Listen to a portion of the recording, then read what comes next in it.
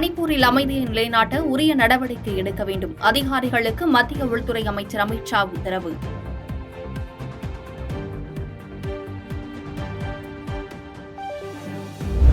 மணிப்பூரில் நடைபெற்று வரும் வன்முறை எதிரொலி. ஆளும் பாஜக அரசுக்கான ஆதரவை வாபஸ் பெற்ற தேசிய மக்கள் கட்சி. விவசாயிகளுக்கு அநீதி இழைக்கும் கட்சி திமுக என்று எதிர்க்கட்சித் தலைவர் எடப்பாடி பழனிசாமி குற்றச்சாட்டு. அதிமுக ஆட்சி மீண்டும் மலரும் என்றும் நம்பிக்கை.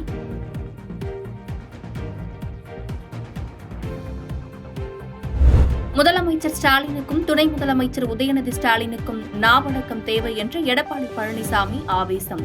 உதயநிதியை விஷக்காலான் என்று சுட்டிக்காட்டி கடுமையாக விமர்சனம்.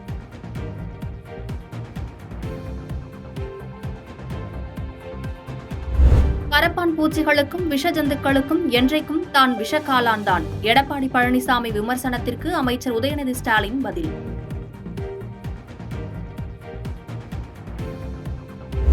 தமிழகத்தில் கூட்டணி ஆட்சிக்கான சூழல் கனியவில்லை. விடுதலை சிறுத்தைகள் கட்சித் தலைவர் திருமாவளவன் கருத்து.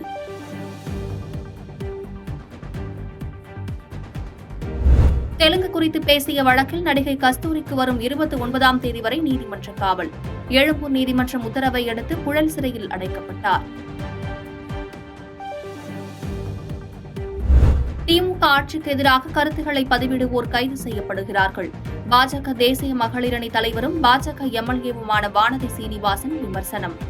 இன்றைக்கு பார்க்குறோம், நீங்கள் ஒரு பொலிட்டிக்கல் அனலிஸ்டாக இருக்கட்டும், இல்லை ஒரு இயக்கத்தம் சார்ந்து இருக்கிறவங்களா இருக்கட்டும், அவங்களுக்கு எதிராக அரெஸ்ட் பண்ணணும்னா அவங்க ஒரு கமெண்ட் போட்டு ஒரு லைக் போட்டாலும் அரெஸ்ட் பண்ணிட்டு போகிறதா இது. ஆனால் இன்னொரு பக்கம் பார்த்தீங்கன்னா கிரிமினல்ஸ் எல்லாம் ஃப்ரீயாக சுற்றிட்டு இருக்காங்க. நடக்கக்கூடிய அரசு கவர்மெண்ட் ஹாஸ்பிட்டலில் டாக்டர் மேலே அட்டாக் நடக்கும், மற்றவங்க மேலே நடக்கும். இந்த கவர்மெண்ட் டபுள் ஸ்டாண்டர்ட். அரசு சட்டம் ஒழுங்கை காப்பாற்றணும், எங்கே காப்பாற்றணும் அதை பண்ணுறதை விட்டுட்டு யாரெல்லாம் எதிராக இருக்காங்களோ அவங்கள அரெஸ்ட் பண்ணுறதுங்கிறது இது வழக்கமாக வச்சிருக்காங்க. தனிப்படை அமைத்து கைது செய்யும் அளவிற்கு நடிகை கஸ்தூரி குற்றம் செய்து விட்டாரா? தமிழ்நாட்டின் காவல்துறை கைது நடவடிக்கை குறித்து நாம் தமிழர் கட்சியின் ஒருங்கிணைப்பாளர் சீமான் அவசரமா போய் இவ்வளவு தனிப்படை போய் விரைந்து கைது பண்ணி உள்ள சிறைப்படுத்துற அளவுக்கு ஒரு பெரிய குற்றமா? சரி, பேசுனாங்க, தப்பு. அதுக்கு தவறு. நான் பேசிட்டதுக்கு காயப்பட்டு இருந்தா நான் வருந்துறேன்னு சொன்னதுக்கு பிறகு விட வேண்டியது. அதுக்கு ஒரு பெண்ணை அவசரமா போய் வேற மாநிலத்தில் போய் கைது பண்ணிட்டு வந்து சிறைப்படுத்துற அளவுக்கு அது ஒரு பெரிய குற்றமா? இந்த நாட்டில் மலையை வெட்டி வித்துக்கிட்டு இருக்கிறவன், மண்ணள்ளி திங்கிறவன், லட்சம் கோடிகளாக இந்த இதை ஊழல் லஞ்சத்தில் ஊறி திளைக்கிறவன், பெண்களை வன்புணர்வு செய்து கொலை செய்கிறவன், கொள்ளையடிக்கிறவன், அவன்லாம் வெளியில தானே இருக்கான். சம்பா மற்றும் தாளடி பயிர்களுக்கு காப்பீடு செய்ய வரும் 30ஆம் தேதி வரை கால நீட்டிப்பு. காப்பீடு செய்ய முடியாத விவசாயிகளின் கோரிக்கை ஏற்று அவகாசத்தை நீட்டித்தது மத்திய அரசு.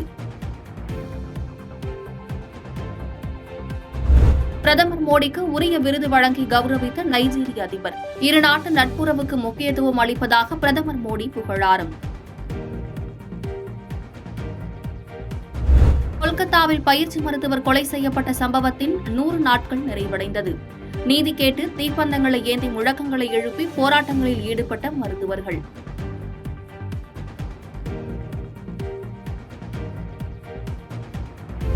மணிப்பூரில் பிளவுபடுத்தும் அரசியலை செய்து வருகிறது பாஜக தலைமையிலான தேசிய ஜனநாயக கூட்டணி. அகில இந்திய காங்கிரஸ் தலைவர் மல்லிகார்ஜுன கார்கே விமர்சனம்.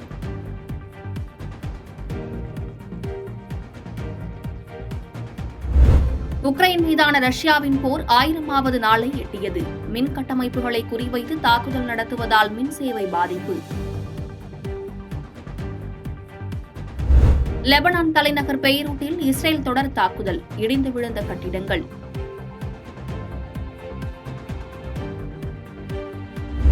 அமெரிக்காவில் நடைபெற்ற உலகக்கோப்பை கேரம் சாம்பியன்ஷிப் போட்டியில் சென்னை வீராங்கனை காசிமாவுக்கு பட்டம். சாதனை படைத்த ஆட்டோ ஓட்டுநருக்கு முதலமைச்சர் மு க ஸ்டாலின் வாழ்த்து. ஏடிபி ஃபைனல்ஸ் ஆடவர் டென்னிஸ் தொடர். இத்தாலி வீரர் யானிக் சின்னர் சாம்பியன். செய்பவரை கண்டால் நாம் பயங்கொள்ளலாகாது பாப்பா. மோதி மிதித்து விடு பாப்பா, அவர் முகத்தில் உமிழ்ந்து விடு பாப்பா. அண்மை செய்திகளை உடனுக்குடன் தெரிந்து கொள்ள இணைந்திருங்கள் இயம்நாடு தொலைக்காட்சியுடன்.